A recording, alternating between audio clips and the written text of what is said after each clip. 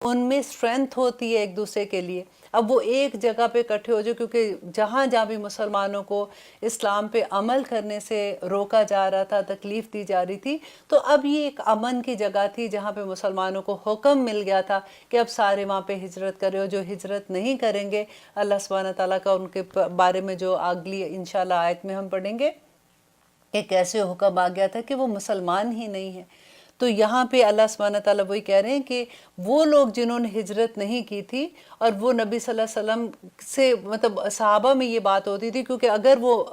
मुशरिकीन मक्का के पास हैं और उन्होंने हिजरत भी नहीं की है और उनके साथ मिलके वो कोई जैसे जंग के लिए आते थे, क्योंकि मुशरिकीन मक्का तो अगेंस्ट थे मुसलमानों के, अब वो जंग के लिए आते हैं तो वो उनके साथ जंग के लिए भी आते हैं, क्योंकि वो उनके साथ रहते हैं, या उनको माल दे के उनकी हेल्प करते हैं, ये किसी भी तरह से कि उनके साथ रह के उनकी तादाद ज़्यादा बढ़ाने में उनकी मदद करते हैं। तो अल्लाह सुब्हानहू तआला यहाँ पे कहते हैं कि उनके साथ क्या सलूक किया जाए। आगे फिर इंशाल्लाह मुनाफिकीन की खोल खोल के अल्लाह सुब्हानहू तआला आयात बयान करते हैं, क्योंकि अब देखिए कि पहले हमने जो पढ़ा था ना, तो अल्लाह सुब्हानहू तआला ने कहा मुनाफिकीन है, तुम एराद करो उनसे, तुम मुंह मोड़ लो, उनको ज़्यादा तुम्हें अब परेशान होने की ज़रूरत नहीं है, बस उनको नसीहत लेकिन करते रहो, मे भी उनके दिल बदल जाए। लेकिन अब आयात ऐसी आती हैं जहाँ पे अल्लाह सुब्हानहू तआला फिर खोल के बयान करते हैं कि जो मुनाफिक है उनके साथ क्या सलूक किया जाना चाहिए। कि अगर वो कहते हैं कि वो लोग जो तुम लोग दो ग्रोह हो गए हो, कि एक ये कहते हैं कि अगर वो मुशरिकीन मक्का के साथ आते हैं हमला करने के लिए, तो फिर हम उनके साथ जंग कैसे कर सकते हैं, वो तो मुसलमान है, मुसलमान को अगर मारा जाएगा तो वो तो फिर मुसलमान दूसरे को उसका दिया देनी पड़ेगी, अगर गलती से कर जाते हैं, ख़ता कत्ल होता है, और अगर दूसरा होता है तो दूसरे की जान भी उसी तरह से लेनी होती है। तो अगर इसी बात पे कि अगर हम उनके साथ क्या सलूक करें, एक कह रहा है कि नहीं वो मुसलमान है हम नहीं कर सकते, दूसरा कह रहा है नहीं वो काफरों के साथ है, उनकी यही सज़ा है, उनको अगर वो आते हैं मुकाबले पे तो उनको कत्ल किया जाना चाहिए। तो उसी बारे में अल्लाह सुब्हानहू तआला यहाँ पे कहते हैं कि आतुरीदूना, क्या तुम चाहते हो अन के तहतदू, कि तुम हदायत दो, मन जिसको अदल्लल्लाह, कि जिसको अल्लाह ने गुमराह कर दिया, कि तुम उसको हदायत देना चाहते हो। क्योंकि अल्लाह सुब्हानहू तआला ने पिछली आयत में कहा था ना कि उरकसू, कि अरकसूहुम, कि अल्लाह सुब्हानहू तआला ने उनको फेर दिया इस वजह से कि उनके अमाल की वजह से। तो अल्लाह कहते हैं कि जिसको मैंने गुमराह कर दिया, क्या तुम उसको वापस लाना चाहते हो। वमन युद्लिल्लाहु, और जिसको गुमराह कर दे अल्लाह, फलन तजीदा, तो हरगिज़ नहीं पाएगा लहू, उसके लिए सबीला, कोई राह। तो अल्लाह जिसको गुमराह कर दे उसका कोई वाली वारिस नहीं है। तो तुम इसके लिए अगर तुम ऐसे सोच रहे हो तो तुम गलत सोच रहे हो। वो वद्दू, और चाहते हैं और दिल से चाहते हैं, लो काश के तकफुरूना, कि तुम कुफर करो, कमा काफरू, जैसा कि कुफर किया उन्होंने, फतकूनू, तो हो जाओ सवाअन, बराबर। तो यहाँ पे अल्लाह सुब्हानहू तआला क्या मुनाफिकीन जो है उनकी एक और बात बता रहे हैं कि उनकी ख्वाहिश क्या होती है कि तुम भी ऐसी हरकतें करो ताकि हम सारे बराबर हो जाए, कोई किसी को ये ना कह सके कि तुम अच्छे हो तुम बुरे हो, ताकि हम सारों का अमल ऐसा हो जाए। अब इस आयत में हमें क्या मिलता है कि हमें ये देखना है कि हमारे लव वन जो हमारे अराउंड भी हैं, अल्लाह करे कि सारे मोमिन हो, आमीन सुम आमीन। लेकिन अगर हमारे डेफिनेटली हम बाहर की दुनिया में मिलते हैं, हमारे जानने वाले भी होते हैं, हमारे दोस्त भी ऐसे होते हैं, देखिए बार बार वही बात होती है कि शैतान के कोई सींग नहीं निकले होते, या ऐसा नहीं होता कि उसकी शक्ल के ऊपर कोई निशानी लगी होगी कि ये शैतान है, ये मुनाफिक है, ये ऐसा है। अल्लाह सुब्हानहू तआला निशानियाँ बताते हैं कि ऐसे लोग जो आपको भी घसीटते, खुद बुरे काम करते हैं और आपको भी उसमें रग़बत दिलाते हैं कि नहीं कोई बात नहीं, अब इतनी थोड़ी बात है, अब अल्लाह सुब्हानहू तआला सारा वक्त थोड़ी देख रहा है, अब अपनी भी तो लाइफ है ना थोड़ी सी। जहाँ पे कोई ऐसी बात करता है, आप अलार्म आपका ऑन हो जाना चाहिए, आपको पता लग जाना चाहिए कि ये कौन लोग हैं, और आपको अल्लाह सुब्हानहू तआला की राह से अगर रोक रहे हैं तो ये कैसे, इनका मामला क्या होगा, और उनसे बचने की अल्लाह सुब्हानहू तआला से दुआ करनी चाहिए। अब लेते हैं एक छोटी सी ब्रेक, फिर इंशाल्लाह देखते हैं कि आगे अल्लाह सुब्हानहू तआला क्या फरमाते हैं। अल्हम्दुलिल्लाह, हम कर रहे हैं सूरत अन-निसा की आयत नंबर 88, जिसमें आगे अल्लाह सुब्हानहू तआला कहते हैं कि फ़ला तत्तखिज़ू, तो ना बनाओ, मिनहुम, उनमें से, औलिया, कि उनको दोस्त मत बनाओ, حتیٰ یہاں تک کہ یحاجروا کہ وہ ہجرت کر جائیں فی سبیل اللہ اللہ کی راہ میں۔ اب دیکھیے کیونکہ اس زمانے میں ہجرت کا جو حکم آیا تھا وہ فرض کے لیول پہ تھا، تو یہاں پہ اللہ سبحانہ تعالیٰ یہ شرط لگا رہے ہیں کہ اگر جب تک وہ ہجرت نہیں کر جاتے تو تم ان کو اپنے دوست نہیں بناؤ گے۔ اور آگے دیکھیے کہ آج ہم ہجرت، ہمارے لیے یہ کیا حکم ہے کہ ہم کہاں سے ہجرت کریں؟ ہماری زندگیوں میں تو ایسی سچویشن نہیں آتی ہے نا، تو ہجرت کرنے والوں کا تو اجر بھی اتنا زیادہ ہے۔ ہم ہجرت کرتے ہیں اپنے گناہوں سے۔ ہم اللہ سبحانہ تعالیٰ سے دعا کرتے ہیں کہ یا رب العالمین اس رمضان میں ہمیں توفیق عطا کرنا کہ ہم جو بھی چھوٹی موٹی اپنے گناہوں میں انوالو ہوتے ہیں، ہمیں پتہ بھی نہیں چلتا، کبھی ہم بیک بائٹنگ کر دیتے ہیں، کبھی ہم کسی کا دل دکھا دیتے ہیں، کبھی ہم ایسی بات کرتے ہیں، یا رب العالمین ہمیں ان ساروں سے ہجرت کرا دے اور ہماری وہ ہجرت قبول کر لے، ہماری یہ کوششیں قبول کر لے، اور ہمیں آخر میں وہ درجے دے دیجئے گا جو ہجرت والوں کو ملنے ہیں۔ اور آگے دیکھیے اللہ سبحانہ تعالیٰ کہتے ہیں فَإِن تَوَلَّوْا، اور اگر وہ منہ موڑ لیں فَخُذُوهُمْ تو پھر پکڑو انہیں، وَقْتُلُوهُمْ تو قتل کرو انہیں، حَيْثُ وَجِدتُّمُوهُمْ جہاں کہیں تم ان کو پاؤ۔ یہ کس کی اللہ سبحانہ تعالیٰ حکم دے رہے ہیں؟ وہ لوگ جو مرتد ہو گئے، جو دیکھیں جیسے اسلام میں داخل ہونے کے لیے کلمہ ہوتا ہے نا، لا الہ الا اللہ محمد رسول اللہ، ہم پڑھتے ہیں اشہد لا الہ الا اللہ کہتے ہیں، تو اسی طرح سے یہ اس وقت کا حکم تھا کہ کلمے کے ساتھ یہ بھی اتنا امپورٹنٹ تھا، ورنہ وہ اسلام کے دائرے سے نکل جاتے۔ تو اللہ سبحانہ تعالیٰ کہتے ہیں کہ جو اگر یہ حکم نہیں مان رہے ہیں، وہ مرتد ہو گئے ہیں، تو پھر ان کو جہاں کہیں پاؤ ان کو قتل کر دو۔ اب کیوں ایسے حکم دے رہے ہیں؟ کیونکہ دیکھیں مشرکین مکہ کے ساتھ رہ رہے تھے نا، تو اب مشرکین مکہ جو تھے وہ تو جنگ کرنے، مسلمانوں کو ختم کرنا چاہتے تھے، وہ ان کے لیے جنگ کے لیے آتے تھے۔ اب یہ جو لوگ پیچھے رہ گئے تھے پھر وہ ان کے ساتھ جنگ کے لیے آتے ہیں، تو شروع میں جو اللہ سبحانہ تعالیٰ نے کہا کہ دو گروہ بن گئے ہو، کہ وہ ایک کہتے ہیں کہ مسلمان ہیں تو کیسے مارے، تو اللہ سبحانہ تعالیٰ نے کہا کہ نہیں، اب اگر وہ ہجرت نہیں کر رہے تو وہ انہی لوگوں کے ساتھ ہے، کیونکہ انہی کے گروہ کے ساتھ وہ مل کے تمہارے ساتھ جنگ کرنے آتے ہیں، یا پھر اپنا مال دیتے ہیں، یا اپنی جو بھی چیزیں اپنا اپنی تعداد ان کی بڑھانے کے لیے جیسے وہ ان کے ساتھ ہوتے ہیں، تو پھر ان کے لیے یہی حکم ہے کیونکہ وہ مرتد ہیں۔ اور دیکھیے کہ پھر اللہ سبحانہ تعالیٰ نے اس کے علاوہ بھی بتایا کہ وہ لوگ جو ضعیف ہیں، جو کمزور تھے، جو عورتیں ہیں، جو ایسے ہیں، اللہ سبحانہ تعالیٰ تو دل کے حال جانتے ہیں نا، ان کے لیے یہ حکم نہیں تھا۔ یہ وہ تھے جن کو کہا گیا ہجرت کرو اور وہ کر سکتے تھے، ان کے پاس تمام اسباب بھی تھے، لیکن ان کی کوئی بھی ریزن ہو سکتی ہے کہ ان کے فیملی ادھر تھی، ان کا کاروبار ادھر تھا، دنیا کی محبت تھی یا اپنی زمین کی محبت تھی، کسی کی وجہ سے بھی انہوں نے وہاں سے ہجرت نہیں کی ہے اور اللہ کا حکم نہیں مانا، تو ان کے لیے یہ حکم ہے۔ اب دیکھیے یہ والی آیات جو ہے نا کہ مسلمانوں کو اللہ سبحانہ تعالیٰ نے جیسے ایسے حکم دیا، تو کئی دفعہ ایسا تو غیر مسلم ایون دو ہمارے اپنے ہی مسلمان، جب وہ کبھی بحث ایسی ہوتی ہے تو وہ ایسی آیات کو لے کے اس پہ فتنہ کریٹ کرنے کی کوشش کرتے ہیں۔ آج اب اچھے سے ان آیات کو سمجھ لیجئے گا، تاکہ کل کو اگر کبھی کوئی ایسی بات ہوتی ہے تو آپ فخر سے بتا سکیں کہ دیکھو ہمارے دین میں یہ بتایا ہوا ہے، جو آپ لوگ کہتے ہو وہ غلط ہے، کیونکہ اللہ سبحانہ تعالیٰ نے، اور یہی آیات اگر ان کے سامنے رکھ کے آپ کہیں گے کہ آپ ہمیں یہ بتاؤ کہ اگر آپ اس سچویشن میں ہو تو آپ کیا کرو گے، کیونکہ قرآن از ناٹ اونلی نماز روزہ حج زکوٰۃ، قرآن از اے وے آف لائف۔ اللہ سبحانہ تعالیٰ نے اس میں سارا کچھ ہمیں سب چیزوں کے بارے میں حکم دیا جو ہماری زندگی میں پیش آنی ہے۔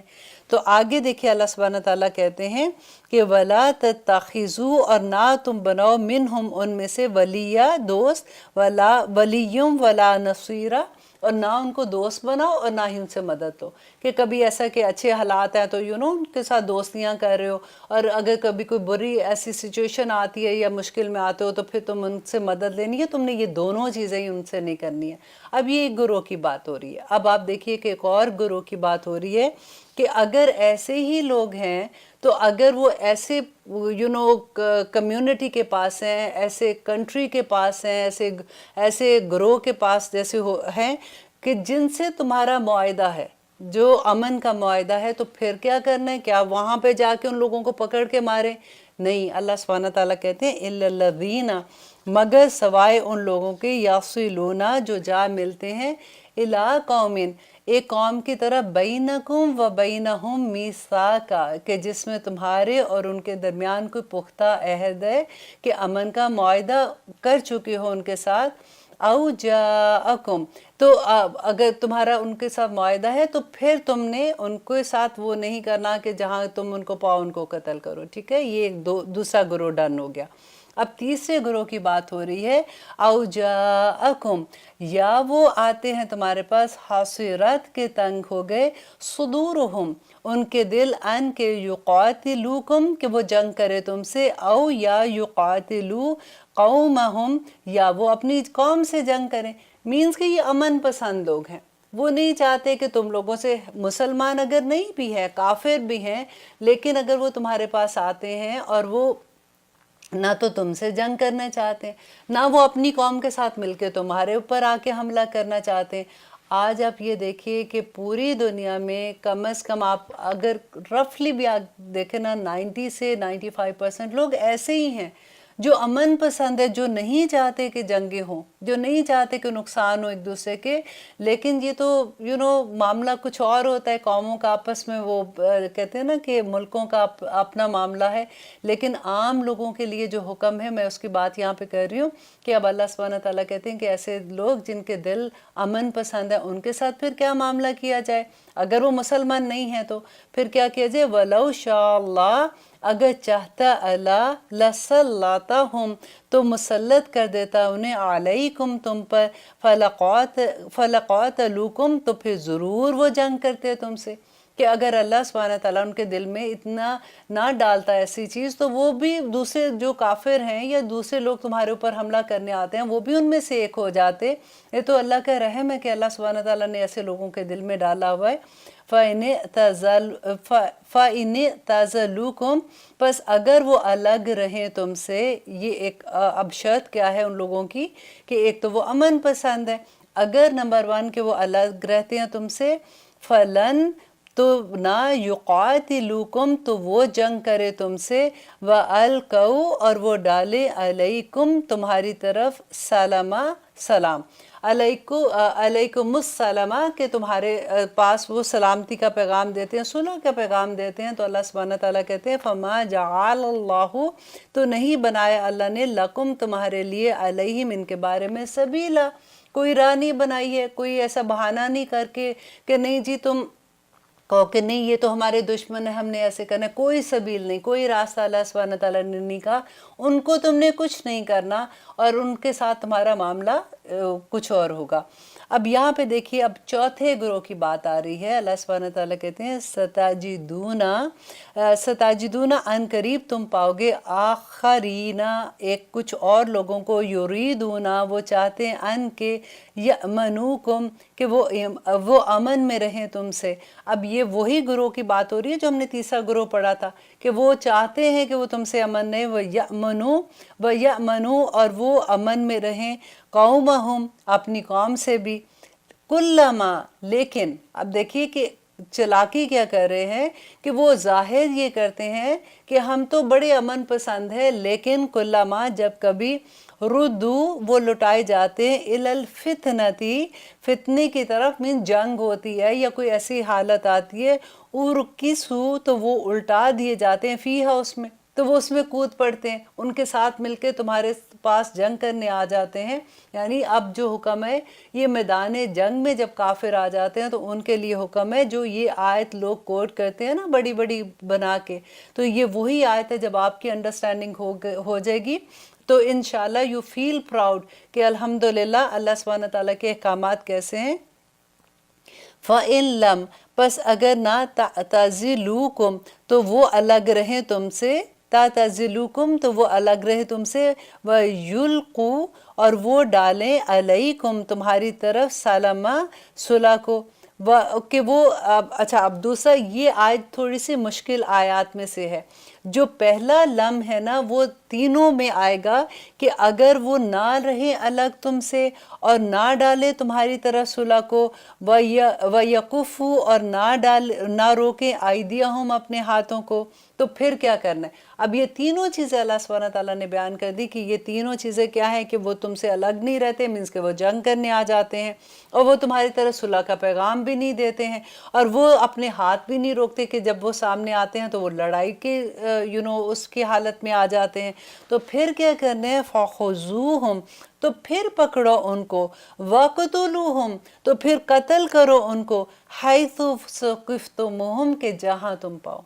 اب آپ یہ دیکھیے کہ اگر آپ کا کوئی ایسا دوست ہے جو آپ سے یہ آیت پہ بات کرتا ہے تو آپ ان کو کہو کہ اگر میدان جنگ میں کافر آ ہی جاتے ہیں یا منافق ان کے ساتھ مل کے جو کہتے ہیں اگر منہ سے ان کے ساتھ مل کے آ جاتے ہیں یا کسی بھی ایسا معاملہ ہوتا ہے تو تم کیا کرو گے؟ تم کیا کرو گے؟ اچھا ہمیں نہیں مارنا، دیکھو ہم تو تمہیں نہیں مان رہے تو تم ہمیں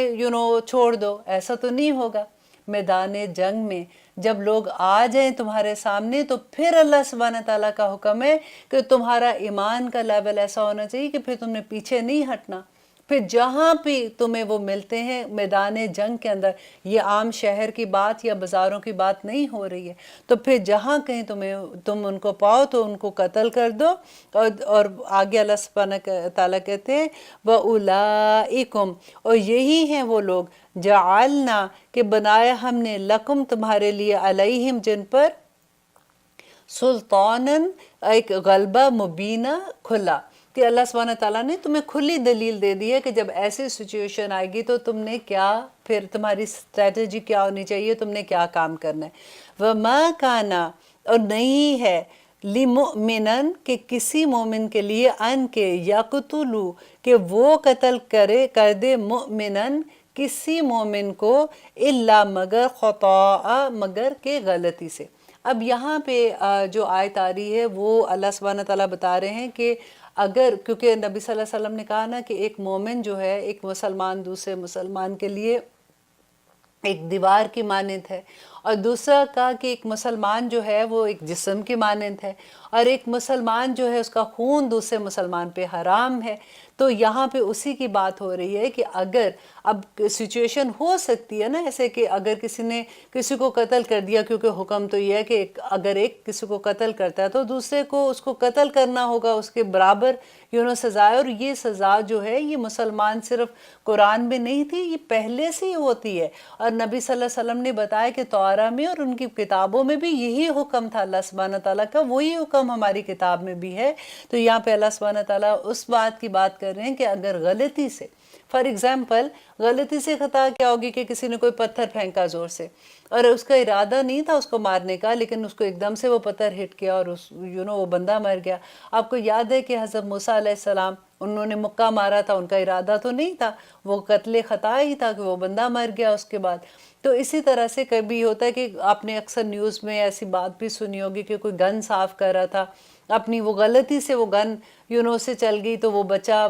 اس کو لگ گئی تھی گولی اور بچہ مر گیا۔ یا کبھی ہوتا ہے کہ باپ گاڑی پیچھے کر رہا تھا اور اس نے دیکھا نہیں اور پیچھے بچی تھی، یا کوئی بھی ایسا تھا وہ غلطی سے مر گیا۔ تو خطا کے ساتھ تو ہو سکتا ہے نا قتل، تو اب اللہ سبحانہ تعالیٰ اسی کی بات یہاں پہ سمجھا رہے ہیں کہ کسی مومن کے لیے یہ نہیں ہے کہ وہ کسی دوسرے مومن کو قتل کرے مگر یہ کہ خطا کے ساتھ۔ وَمَن قَتَلَ، اور جو کوئی قتل کرے، مؤمناً، کسی مومن کو، خطا کے ساتھ، تو پھر اس کا کفارہ ہے، اللہ سبحانہ تعالیٰ نے کہا کہ فَتَحْرِيرُ، تو آزاد کرے گا، رَقَبَةٍ مُؤْمِنَةٍ، تو ایک مومن آزاد کرنا ہوگا، غلام اس کو۔ اب دیکھیے ہم نے جب پڑھا تھا غلام کے بارے میں، ہم ہسٹری پڑھے تھے تو ہمیں کویسچن ہوتا تھا نا کہ غلاموں کے بارے میں ایسے کیوں حکم ہے؟ اللہ سبحانہ تعالیٰ نے کہا کہ غلام لونڈی اگر تمہارے پاس ہے تو وہ جو بھی ہم اس وقت ان کے بارے میں پڑھ رہے تھے،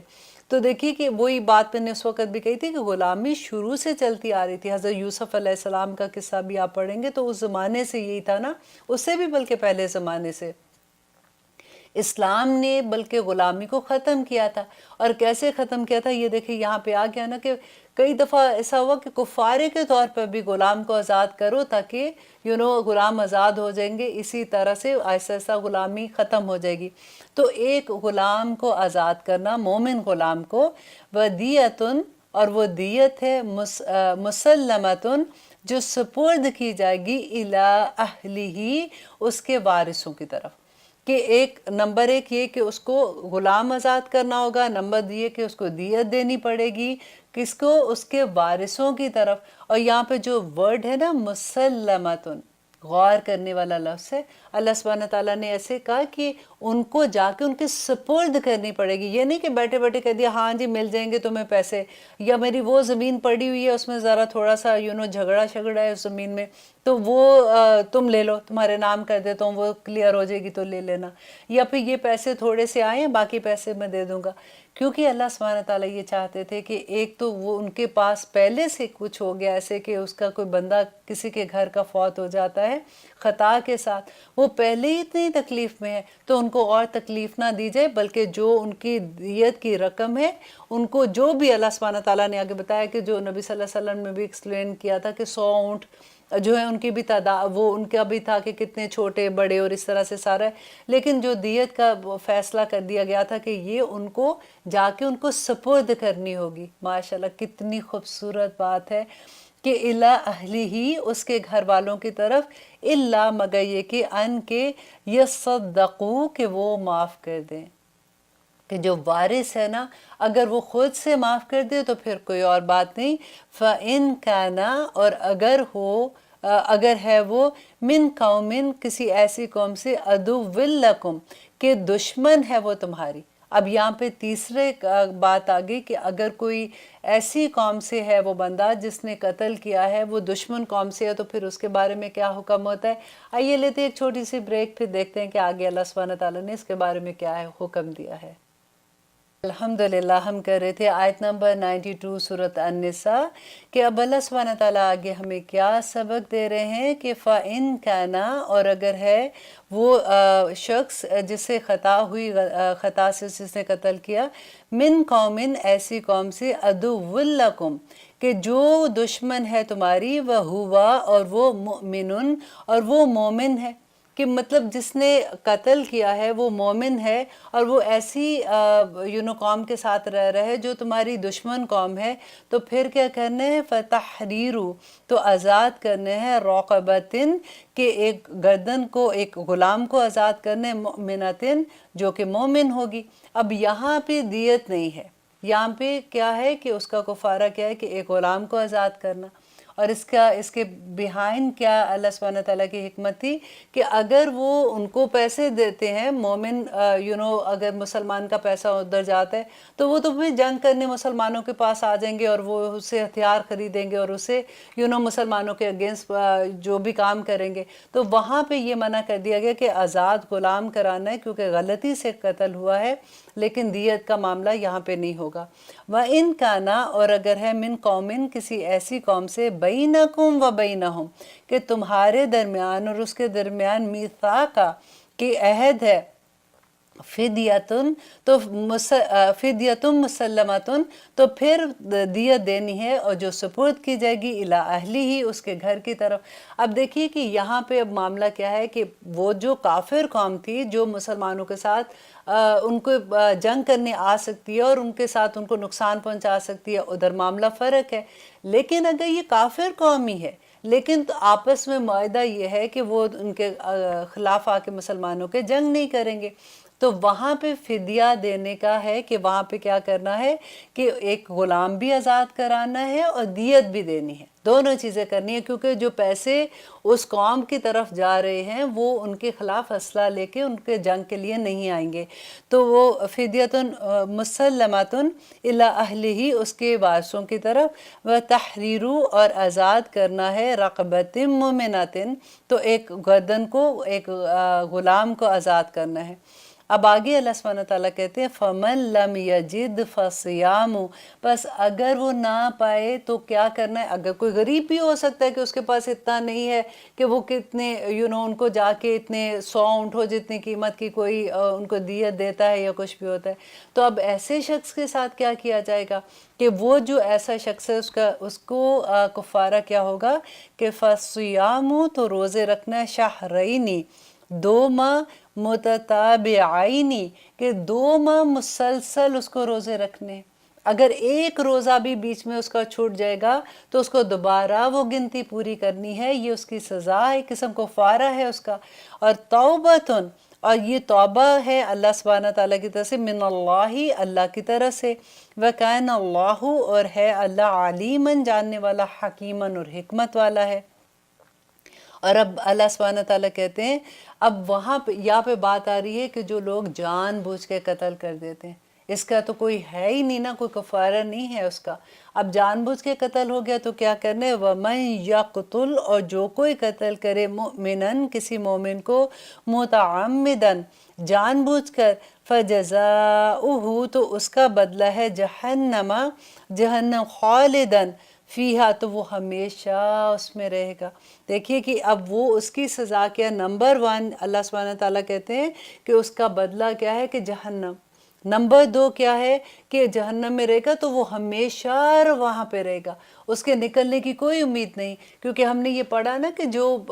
جو ایسے لوگ ہوں گے جو مسلمان ہیں، کلمہ گو ہیں، انہوں نے جو بھی گناہ کیے ہوں گے، وہ اپنے گناہ کی سزا بھگتنے کے بعد آخر میں، اگر کیونکہ انہوں نے شرک نہیں کیا ہوگا، تو آخر میں نبی صلی اللہ علیہ وسلم نے کہا کہ وہ دوزخ سے نکال لیے جائیں گے، آگ ان کو پاک کر دے گی۔ لیکن یہ لوگ ایسے ہیں جن کو اللہ سبحانہ تعالیٰ کہتے ہیں جو جان بوجھ کے قتل کرتے ہیں، وہ ہمیشہ دوزخ میں رہیں گے، ان کو آگ بھی پاک نہیں کرے گی۔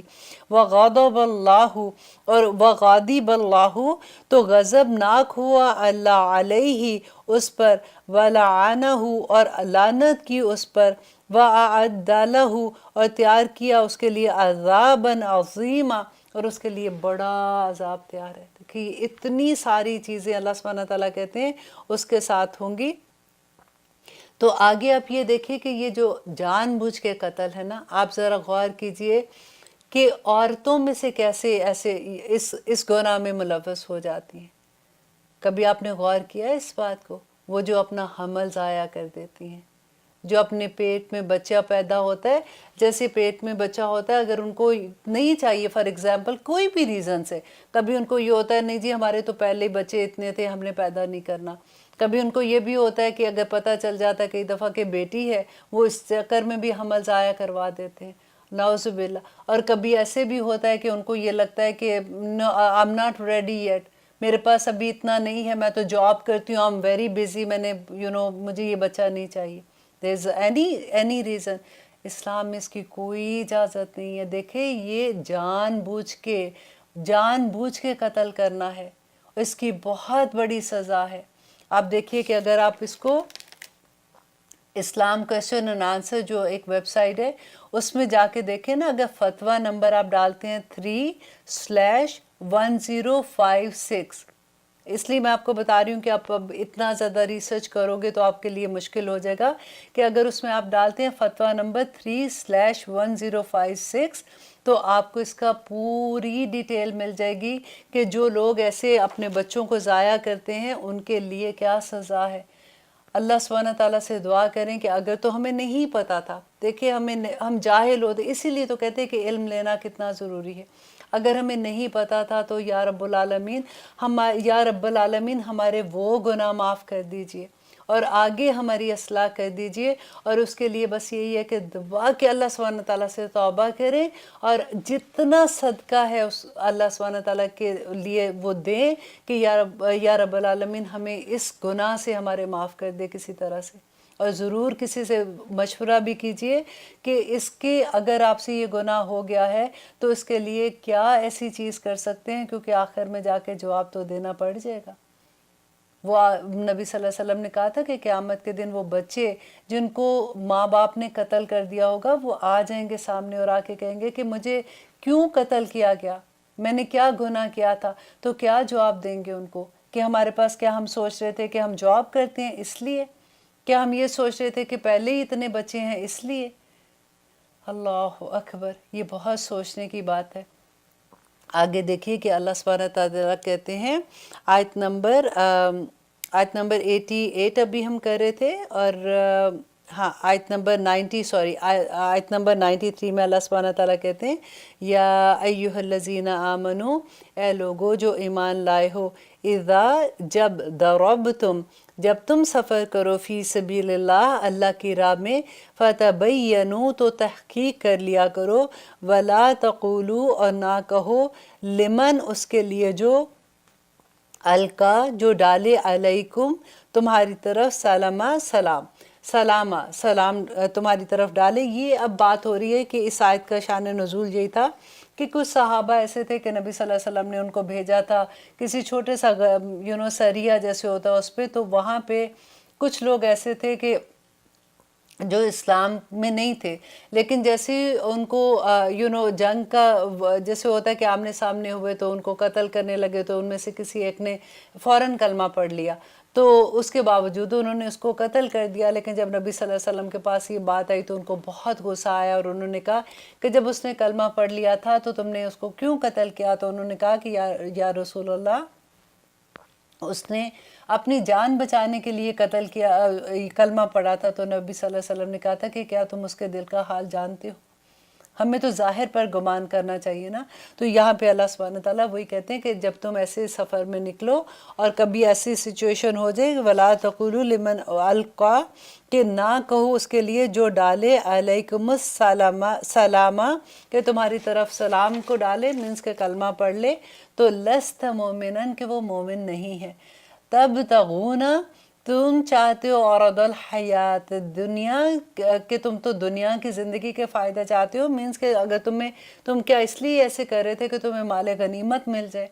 اگر تم اس لیے کر رہے تھے تو اللہ سبحانہ تعالیٰ کہتے ہیں فَإِنَّ اللَّهِ تو اللہ کے پاس مغانم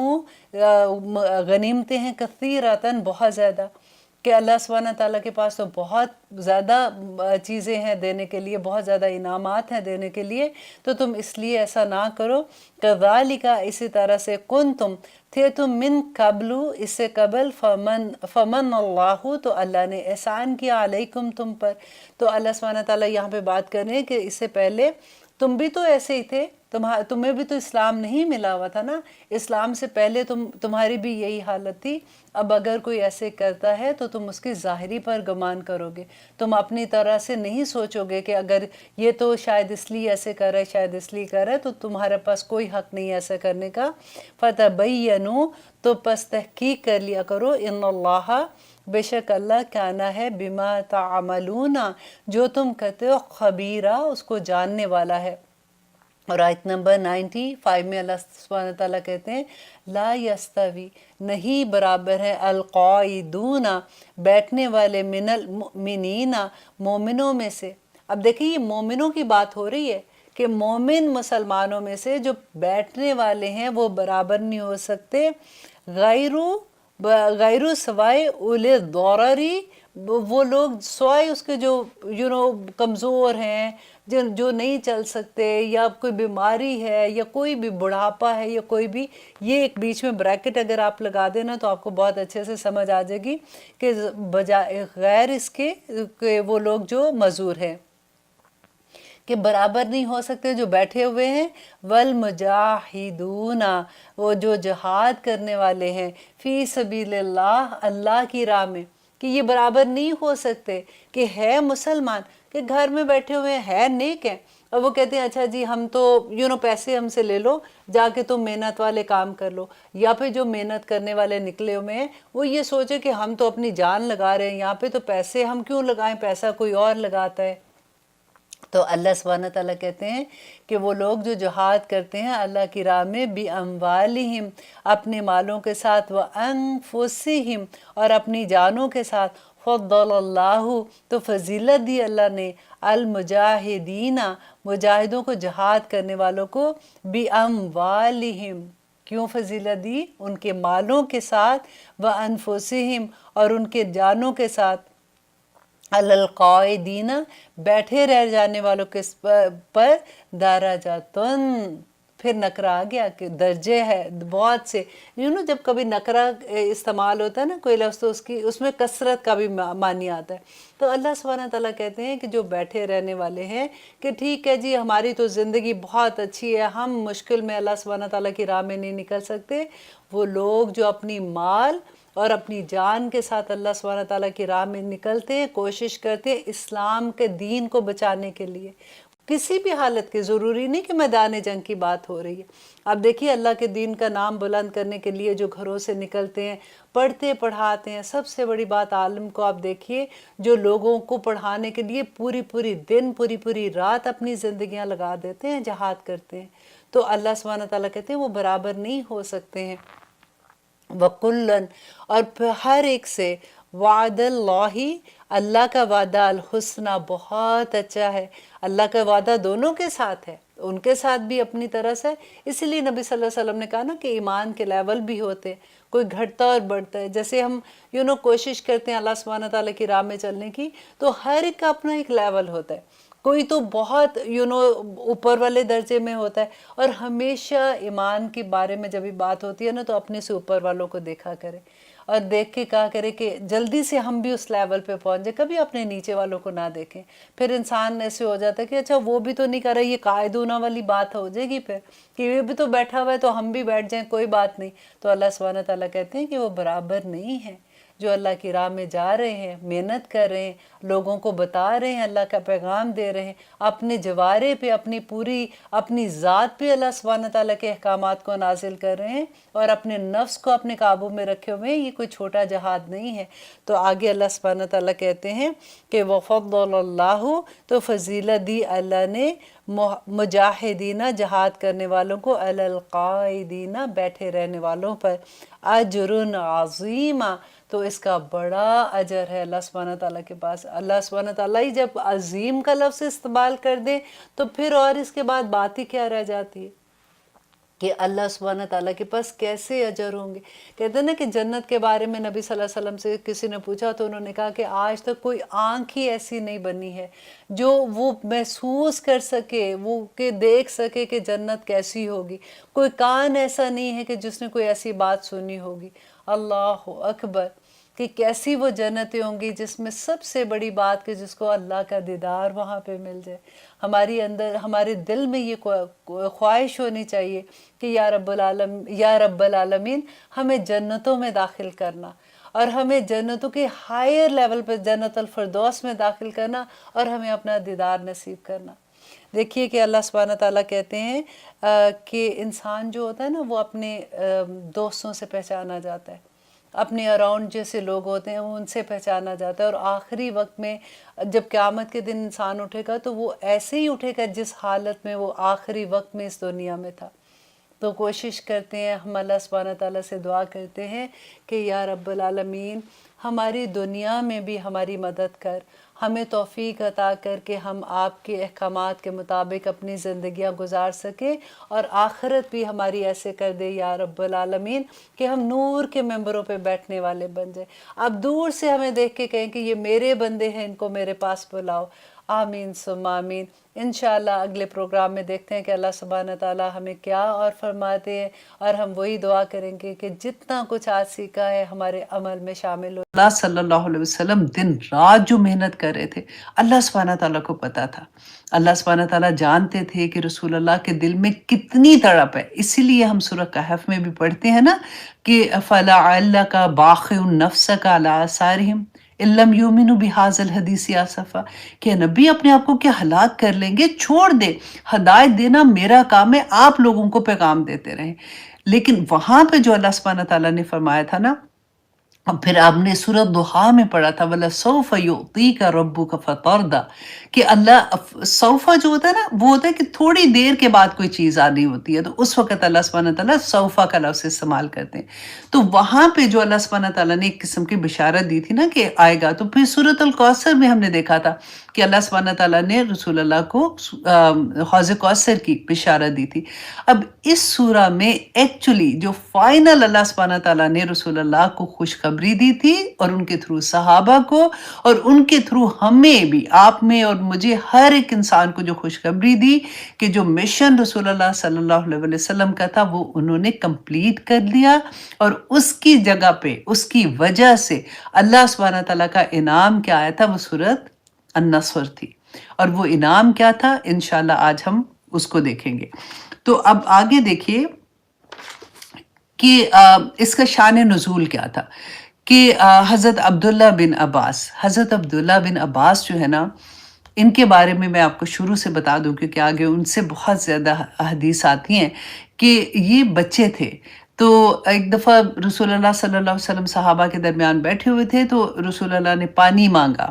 تو یہ بھاگے ایک دم سے. جیسے رسول اللہ نے پانی کہا نا، حالانکہ اور بھی اتنے لوگ بیٹھے ہوئے تھے، تو یہ بھاگے پانی لینے کے لیے اور رسول اللہ ان کو دیکھ رہے تھے. تو یہ پانی جب لے کے آئے تو رسول اللہ نے ان کو دعا دی تھی، اور دعا بھی کیا دی تھی کہ اللہ اسے دین کی سمجھ عطا کر اور اسے حکمت عطا کر اور علم میں جو اس کو دین کا علم ہے نا اس میں برکت عطا کر. تو کہتے ہیں ان میں اتنا حکمت اللہ سبحانہ تعالیٰ نے ان کو عطا کی تھی. یہ وہ بچے تھے. ٹھیک ہے. اچھا، عبداللہ بن عباس جو ہے، حضرت عباس رسول اللہ کے چچا تھے نا، ان کے یہ بیٹے ہیں. تو ان کا بیان ہے کہ یہ قرآن مجید کی آخری سورہ ہے. مکمل سورہ جو نازل ہوئی تھی نا یہ قرآن پاک کی، وہ آخری مکمل سورہ تھی. آیات اس میں نازل ہوئی ہیں اس کے بعد، وہ جیسے ایک ایک دو آیات تھی ویسے نازل ہوئی ہیں، جیسے الیوم اکملت لکم دینکم والی آیات تھی یا اس طرح سے. تو آیات نازل ہوتی رہی ہیں لیکن سورہ یہ لاسٹ سورہ تھی. اچھا، اس میں ڈیفرنٹ کال آتے ہیں جو آیات کے بارے میں، کیونکہ ہمیں بڑا شوق ہوتا ہے کہ اچھا ہمیں یہ پتہ چلے کہ قرآن میں لاسٹ اللہ سبحانہ تعالیٰ نے کیا میسیج دیا تھا، لاسٹ میں رسول اللہ صلی اللہ علیہ وسلم کو کیا پتہ چلا تھا. تو بخاری اور مسلم میں آتا ہے کہ برا بن عازب بیان کرتے ہیں کہ سورۃ النساء کی جو لاسٹ آیا ہے نا، جو کلالہ کے بارے میں جس میں حکم تھا اس میں وراثت کے بارے میں، تو کلالہ کے بارے میں جو آیا تھی وہ لاسٹ آیا تھی. اچھا، امام بخاری ایک اور حدیث لاتے ہیں، وہ کہتے ہیں ابن عباس، یہی عبداللہ بن عباس کی بات ہو رہی ہے نا، تو ابن عباس رضی اللہ عنہ کہتے ہیں کہ آیت ربا، یہ سورہ سود کی حرمت کے بارے میں جو تھی نا یہ آخری آیا تھی. سعید بن مسب کہتے ہیں کہ آیت دائن جو سورۃ البقرہ کی ہے وہ آخری آیا تھی. عبداللہ بن عباس کا ایک اور قول آتا ہے کہ سورۃ البقرہ کی آیت نمبر 281 از دا لاسٹ آیا. تو یہ آپ خود بھی جا کے دیکھ لیں گے نا تو آپ اس کو انڈر لائن بھی کر کے رکھ سکتے ہیں. ابی بن کعب کہتے ہیں کہ سورۃ توبہ کی آیت نمبر 128 اور 129 جو ہے نا یہ اس کی آخری آیا تھی. تو کیونکہ رسول اللہ صلی اللہ علیہ وسلم کے آخری ایام میں جب وہ بیمار بھی تھے اور وہ صحابہ تو سارا وقت تو کوئی نہیں ساتھ رہتا تھا، کسی نے کسی دن کوئی آیا سنی آخری دنوں میں، کسی نے کچھ سنا، تو اس لیے جس نے جو آخری سنی تھی انہوں نے اس طرح سے بیان کیا، تو اس لیے تھوڑا سا ڈفرنس آتا ہے. اچھا جی، اب یہ ہے کہ یہ سورہ جو ہے یہ کب نازل ہوئی، تو عبداللہ بن عمر کی روایت ہے. عبداللہ بن عمر کون ہے؟ حضرت عمر کے بیٹے. عبداللہ بن عمر کی روایت ہے کہ یہ سورہ جو ہے یہ حجۃ الوداع کے موقع پر ایام تشریق کے وسط میں منی کے مقام پر نازل ہوئی. اس کے بعد رسول اللہ صلی اللہ علیہ وسلم نے اونٹنی پر سوار ہو کر وہی مشہور خطبہ جو تھا وہ دیا تھا. تو میں سوچ رہی تھی کہ آج آپ کو خطبہ بھی سنا دیتی ہوں. ہمیں بڑا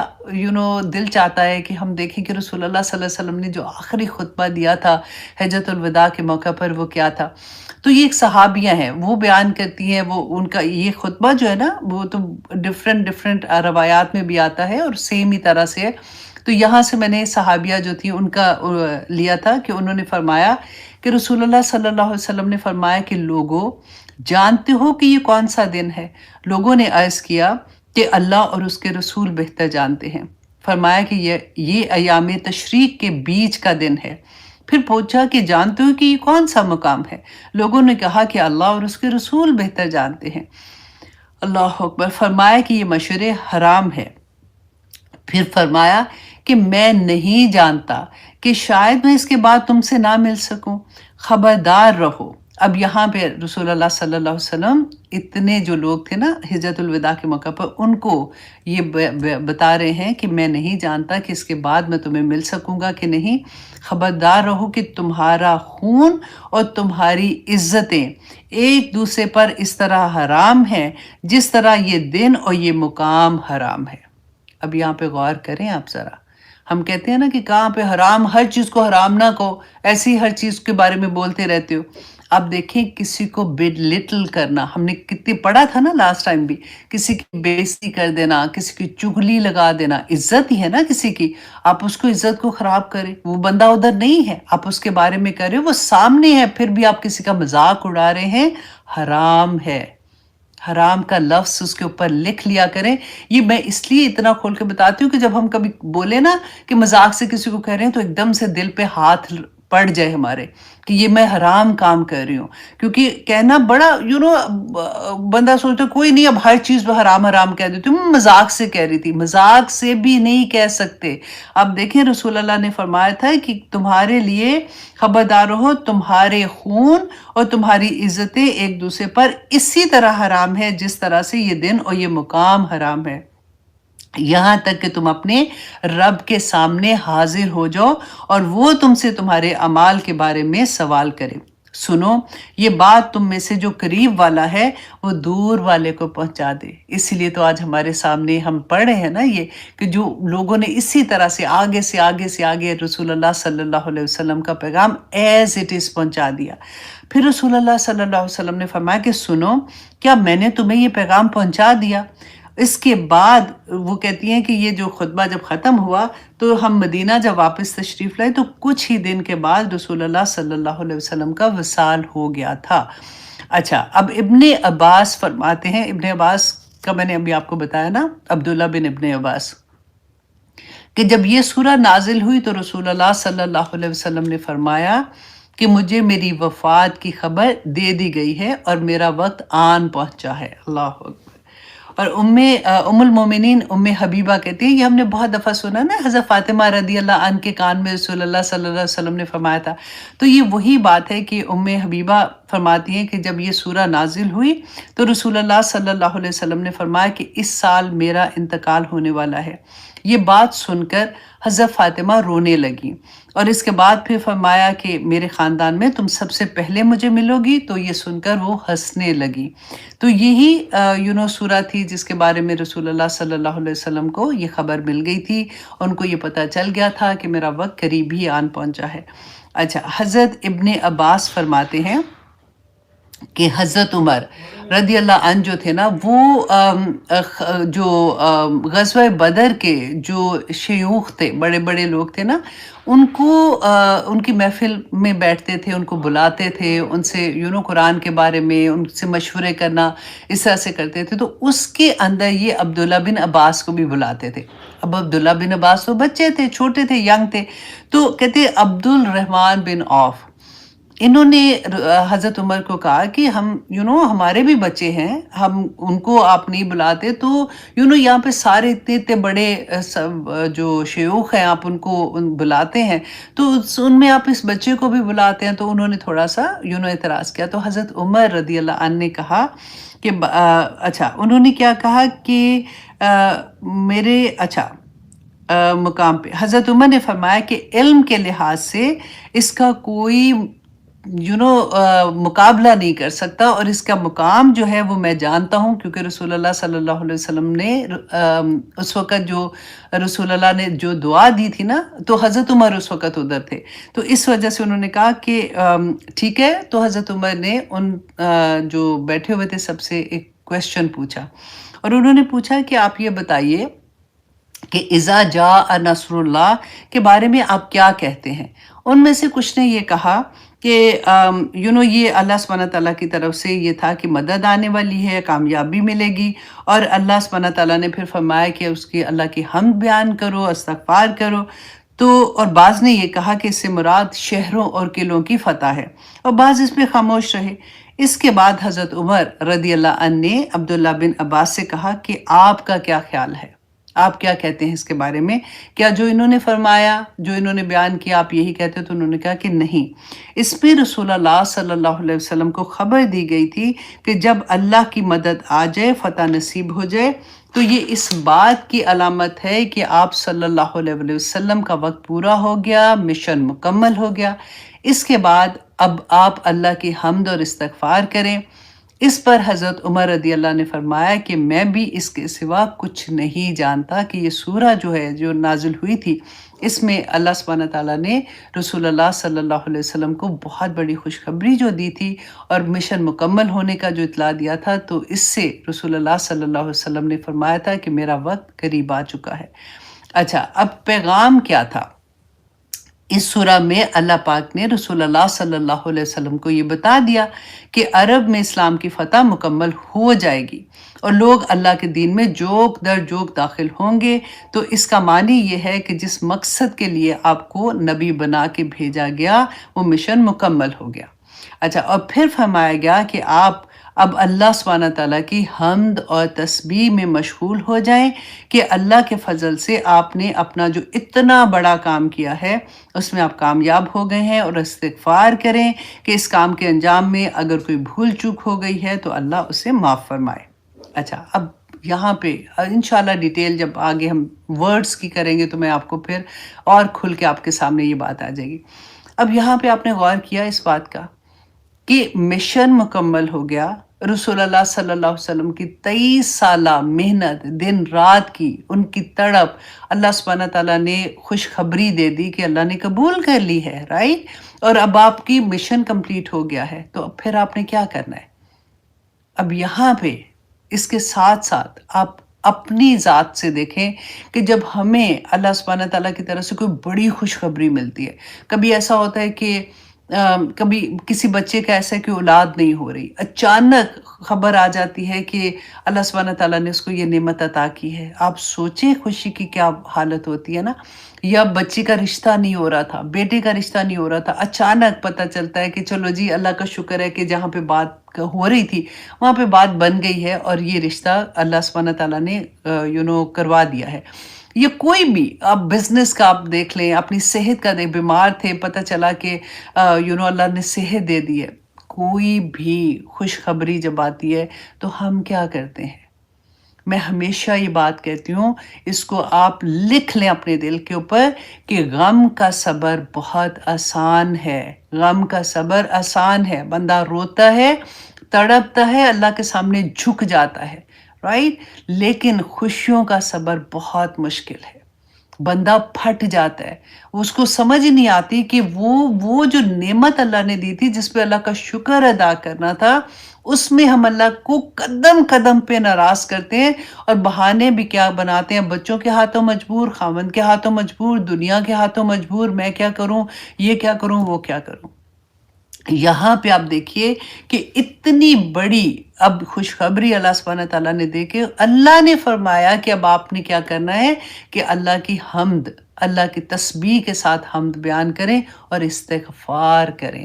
اللہ اکبر۔ تو اب یہاں پہ ہمیں یہ اپنے آپ نے جو بھی ہم دیکھیں، ہم پاکستان کا جو ڈے آتا ہے سیلیبریٹ کرتے ہیں، ہمیں پاکستان ملا تھا، ہم کتنے خوش ہوتے ہیں نا، اس میں ہم کیا کرتے ہیں؟ کوئی بھی دیکھیے، اسلام میں خوشیاں منانے کی منع نہیں ہے کہ خوشیاں نہیں منا سکتے، اللہ سبحانہ تعالیٰ نے ان کا طریقہ بتا دیا بس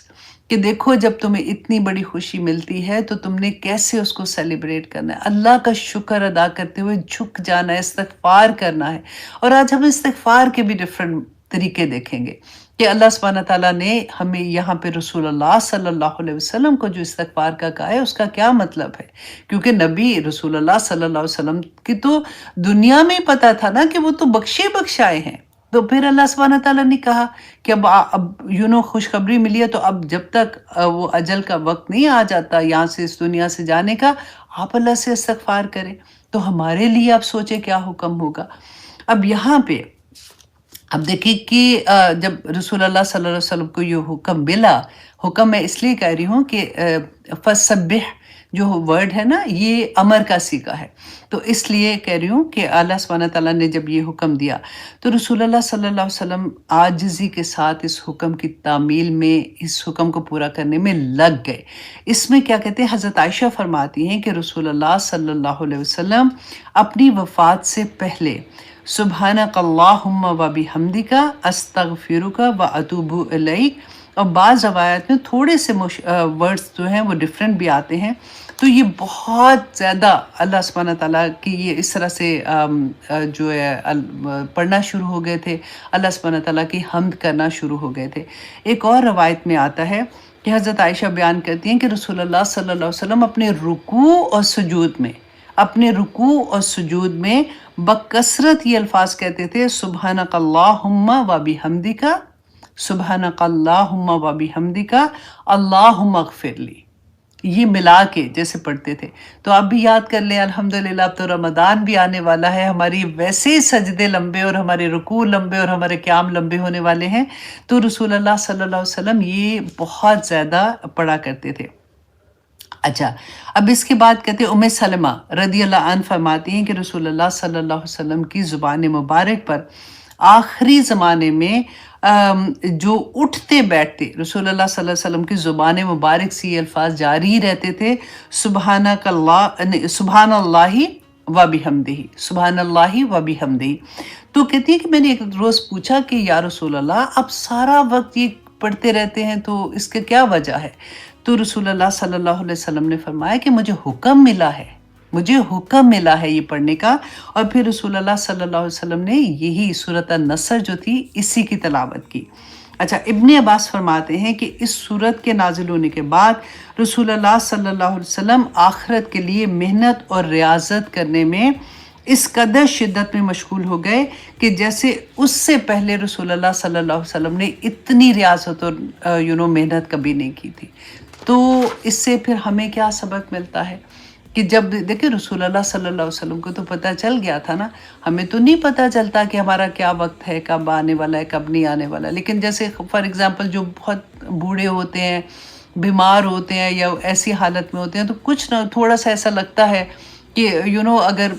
شاید جانے کا وقت آ گیا اور ایک فیلنگ بھی ہو جاتی ہے. تو اس وقت بھی آپ کے لیے اب یہ والا جو حکم ہے نا آپ اپنے ساتھ وہاں پہ اٹیچ کر لیجئے گا. اور اگر ویسے دیکھنا ہے تو ہمیں تو پتہ بھی نہیں ہے کہ ہمارا اگلا سانس بھی آنا ہے کہ نہیں. تو ہماری زندگی کا مقصد بھی یہ بن جانا چاہیے کہ چلتے پھرتے زبان سے استغفر اللہ جو ہے نا وہ آج انشاءاللہ اس کی بھی تھوڑی سی دیکھیں گے کہ اس کی کیا فضیلت ہے، پھر آپ کو اور مزہ آئے گا اور پھر پڑھنے کو بھی دل چاہے گا. اچھا جی، اب ہم شروع کرتے ہیں سورہ اعوذ باللہ من الشیطان الرجیم، بسم اللہ الرحمن الرحیم. اذا جاء نصر اللہ والفتح. اب یہاں پہ اب دیکھیے کہ جب یہ پہلی آیا جب نازل ہوئی تو مکہ کے لوگوں کی تو یہ زبان تھی، دے ایگزیکٹلی نو کہ اللہ سبحانہ تعالیٰ اس وقت کیا چیز دینے کی بات کر رہے ہیں اور کتنی بڑی فتح آ رہی ہے. ہم تو ویسے ہی پڑھ دیتے ہیں اذا جاء، جب آ جائے گی نصر اللہ، اللہ کی مدد والفتح، اور کامیابی آ جائے گی، اور آگے نکل جاتے ہیں. اب ذرا آپ اس کو اس طرح سے میں آج کوشش کروں گی کہ آپ فیل کر سکیں کہ جب یہ نازل ہوئی تھی تو جو مکہ کے لوگ تھے، جو رسول اللہ صلی اللہ علیہ وسلم اور صحابہ کو جب یہ پتہ چلا، اور جو لوگ ان کے پاس تھے، یہ مدینہ میں جو لوگ تھے، جب ان کو یہ پتہ چلا تو اس وقت ان کو کتنی ہیوج خوشی ہوئی تھی. کیونکہ اذا جو ہوتا ہے نا یہ جب بھی آتا ہے تو 99% اس کے بعد جب فعل ماضی آتا ہے. اچھا، گرامر کے اسٹوڈنٹ تو بہت انجوائے کریں گے، جن کو نہیں سمجھ آ رہی اوپر سے گزار دیں، لیکن جسٹ انجوائے دا اس کی ڈیپتھ کو. اچھا، اذا کے بعد جب فعل ماضی آتا ہے تو ادھر مستقبل کا معنی لیا جاتا ہے. اچھا، جیسے یہاں پہ اب دیکھیں کہ اذا جاء جب آ گئی تھی، یہ تو نہیں اللہ سبحانہ تعالیٰ نے فرمایا. یہاں پہ ہم کہتے ہیں کہ جب آ جائے گی. اچھا، ماضی کیوں یوز کیا؟ ماضی کا صیغہ اس لیے استعمال ہوتا ہے عربی میں کہ جب فور شور بات کرنی ہوتی ہے نا، کیونکہ ماضی میں جو چیز ہو گئی ہوتی ہے وہ تو ہمیں پکا پتا ہوتا ہے نا کہ وہ تو ہو گئی، ڈن ہو گئی. مستقبل میں ہمیں نہیں پتا ہوتا کہ کیسے آئے گی، کہ کس طرح سے نہیں آئے گی، کیونکہ ماضی میں تو ہم نے آنکھ سے بڑی چیز بھی دیکھ لی ہوتی، کتنی بڑی چیز ہوئی تھی. تو یہاں پر اللہ سبحانہ تعالیٰ نے جاء کا صیغہ لائے کہ اذا جاء جب آ جائے گی. اچھا، اب یہاں پر ایک اور آپ چیز دیکھیں کہ جاء جو ہے نا اس کے اپوزٹ ایک ورڈ، اپوزٹ نہیں، ایک اور اس کے ساتھ ورڈ آتا ہے قرآن میں، اس کو کہتے ہیں آتا. تو جاء جو ہوتا ہے نا وہ ہیوی پریزنس کے ساتھ کسی چیز کا، مطلب بڑی چیز، گرینڈیور نہیں جیسے کہتے ہیں، بڑی چیز کا آنا. اچھا، آتا جو ہوتا ہے نا وہ ہوتا ہے کہ ہر طرح کی آسانی، یسر اس میں ہوتا ہے، آسانی کے ساتھ کوئی چیز کا مل جانا. اور جاء بہت ہیوج چیز کا ملنا. اس کے اگزامپل میں آپ کو دیتی ہوں. سورۃ نمل کی آیہ نمبر 19 میں اللہ سبحانہ تعالیٰ نے فرمایا وَأُوتِينَا مِن كُلِّ شَيْءٍ. حضرت سلیمان علیہ السلام کے بارے میں آتا ہے نا کہ اللہ سبحانہ تعالیٰ نے ان کو ہر چیز عطا کر دی، یسر تھا، آسانی سے، مطلب ہر چیز عطا کر دی. لیکن جب آتا ہے اذا اور جا کا آتا ہے اور اذا کا آتا ہے فَإِذَا جَاءَ، نہیں وہ والی میں آپ کو بلکہ بتاتی ہوں نازیات کی، پھر آپ کو زیادہ اچھی سمجھ آئے گی. سورۃ نازیات آیت نمبر 34. فَإِذَا جَاءَتِ الطَّامَّةُ الْكُبْرَى، کہ جب آ جائے گی بہت بڑی قیامت کی بات ہو رہی تھی نا، کہ جب بڑی آفت آئے گی، تو اللہ سبحانہ تعالیٰ نے وہاں پہ اذا اور جاء دونوں لفظ استعمال کیے. تو یہ دونوں ورڈز میں زور بھی تھا اور ایک بڑی چیز کی اطلاع تھی. تو جب یہ ایسے نازل ہو رہی ہے سورہ، یہ ورڈز دیکھ کے رسول اللہ صلی اللہ علیہ وسلم کی خوشی کی انتہا آپ دیکھیں گی کہ کیا تھی. اچھا، اب یہاں پہ دونوں چیزیں اذا اور جا گرینڈ چیز کی بات ہے. پھر نصرن، اب یہاں پہ دیکھیے قرآن میں نصرن جو ہے نا وہ فعل میں بھی آیا ہے اور اسم میں بھی آیا ہے. اسم میں نے آپ کو پہلے بھی بتایا تھا کہ انلیمیٹڈ، بہت بڑی چیز، پوری آیا میں ہر لفظ جو ہے نا وہ شو کر رہا ہے ہیوج، بہت بڑی کامیابی کو. تو اللہ سبحانہ تعالیٰ نے یہاں پہ نصرن جو کہا کہ یہ اسم استعمال کیا، تو یہ بہت بڑی مدد کی بات ہو رہی تھی. اچھا، ہم آپ کو پتہ ہے ہم جب سورت پڑھتے ہیں،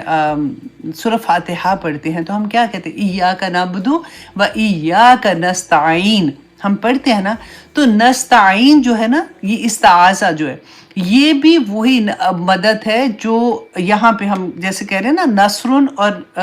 استعاذہ میں کیا فرق ہے. وہ جو نستعین ہم کہتے ہیں، نستعین جو ہے نا وہ ہر طرح کی مدد اللہ سے مانگتے ہیں. اللہ سبحانہ تعالیٰ ہر طرح کی مدد، بس اللہ ہم تیری ہی عبادت کرتے ہیں اور ہر طرح کی مدد اللہ سبحانہ تعالیٰ ہم تجھ سے مانگتے ہیں. لیکن نصرن ہوتا ہے ہیوج، ایک بہت بڑی مدد. ٹھیک ہے. اچھا، اب یہاں پہ دیکھیے، ایک تو وہاں سے جا سے شروع ہوئے، اذا جا سے شروع ہوئے تھے، وہ بھی ہیوج، پھر نصرن بھی ہیوج، اور پھر آگے دیکھیے نصر اللہ، مدد بھی کس کی؟ اللہ کی مدد. اور یہاں پہ کیا آ رہا ہے کہ مضاف اور مضاف الیہ،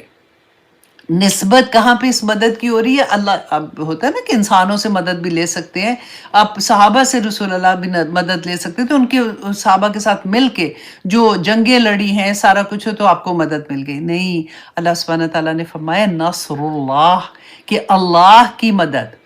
اذا جاء نصر اللہ، کہ جب اتنی ہیوج مدد آئے گی اللہ سبحانہ تعالیٰ کی طرف سے، جیسے ہم پڑھتے ہیں نا نار اللہ المؤقدہ پڑھا تھا، پھر ناقۃ اللہ، پھر ہم نے بیت اللہ، اللہ سبحانہ تعالیٰ کی ڈائریکٹ جب ہم دیکھتے ہیں نا کہ نسبت آتی ہے. اب دیکھیے اس کے بعد اب ایک اور چیز دیکھیں، مفسرین نے جب آپ ڈگ کرتے ہیں نا اس میں اتنی خوبصورت اس میں سے اصول نکالتے ہیں، اتنی خوبصورت اس میں ڈیٹیل نکالتے ہیں. انہوں نے کہا اذا جاء، جب آ جائے گی، ایک ہیوج چیز آ رہی ہے. تو یہ جو اللہ سبحانہ تعالیٰ نے یہاں پہ یہ پلیسمنٹ ورڈز کی ہے نا، اس سے کیا پتہ چلتا ہے کہ کامیابی، جو مدد ہے اللہ سبحانہ تعالیٰ کی، اور نصرت اور فتح،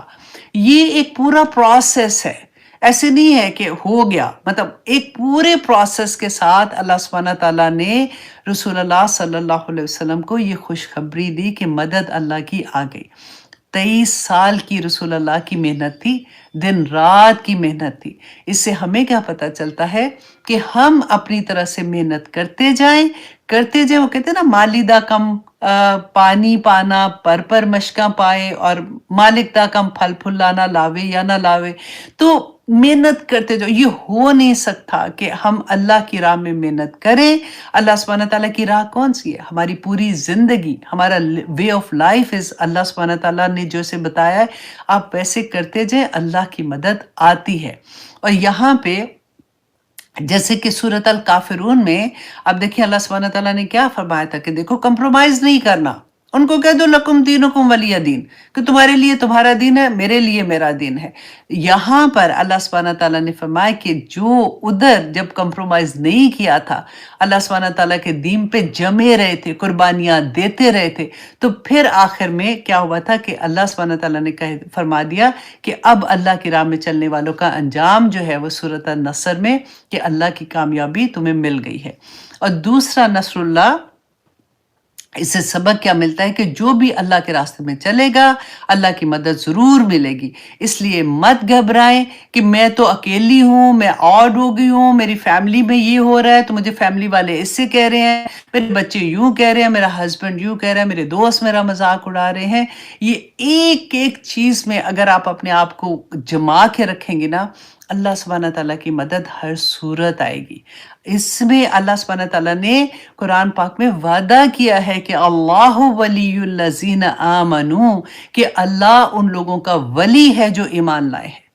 تو ایسا نہیں ہو سکتا نا، ہمارے ایمان بھی کچے پکے ہو کے رہ جاتے ہیں، جہاں پہ ہمارا نفس ہمیں شابشیں دے دو کے بٹھا دیتا ہے، سلا دیتا ہے کہ نہیں نہیں اب کوئی بات نہیں، اب خیر ہے، اس طرح سے تو چلتا ہے، ایسے کر لو ایسے کر لو، اور ہم ویسے کرنا شروع ہو جاتے ہیں. اور جہاں پہ ہمارے نفس کو لگتا ہے یہ تو آسان ہے، یہ کر لیتی ہوں، تو چلو جی اب میں اتنی تو اللہ سبحانہ تعالیٰ کے احکامات پورے کر رہی ہوں. اللہ سبحانہ تعالیٰ دیکھ رہے ہیں، اللہ ہمارے دلوں کے حال بھی جانتے ہیں. اللہ سبحانہ تعالیٰ کی مدد جب آتی ہے، یہ میں نے جو آپ کو بتایا نا، یہ پورا پروسیس ہوتا ہے. ایک ایک دن اللہ سبحانہ تعالیٰ دیکھتے ہیں کہ میرا بندہ میری راہ میں کیا کر رہا ہے. ایسا نہیں تھا کہ یہ پہلی مدد تھی، چھوٹی چھوٹی مدد، چھوٹی ہمارے لیے تو بہت بڑی تھی. اب دیکھیں مدد آ رہی تھی تو اس مقام تک پہنچے نا، لیکن پھر اللہ سبحانہ تعالیٰ نے ایک ہیوج مدد کی خوشخبری دے دی.